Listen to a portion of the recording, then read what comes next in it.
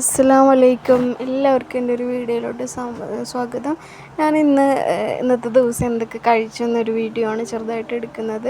അപ്പോൾ ഫസ്റ്റ് ഞാൻ എണീറ്റ് പാട് വെള്ളം കുടിക്കും. അതിന് ശേഷം തലേ ദിവസം വെള്ളത്തിലിട്ട് വെച്ച് ഉണക്ക മുന്തിരിയും പിന്നെ ഡേറ്റ്സും കഴിച്ച് നട്ട്സ് എന്തെങ്കിലും ഉണ്ടെങ്കിൽ അതും കൂടെ കഴിക്കും.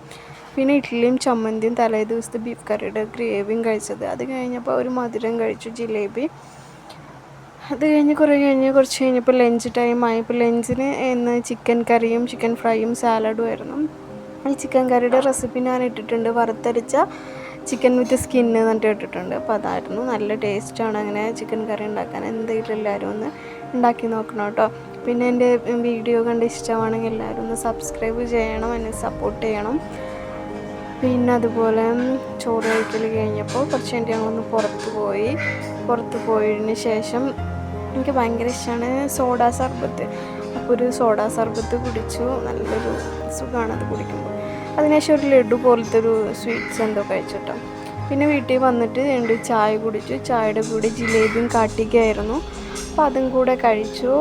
പിന്നെ വൈകിട്ട് ഹസ്ബൻഡ് പുറത്ത് പോയിട്ട് വരുമ്പോൾ കുറച്ച് കടല കൊടുന്നത്, അപ്പോൾ അതും കൂടിയും കഴിച്ചു. പിന്നെ നൈറ്റ് പഴം മുട്ടയും കൂടി നെയ്യിലുണ്ടാക്കിയൊരു സ്പെഷ്യൽ ഡിഷായിരുന്നു ഹസ്ബൻഡിൻ്റെ.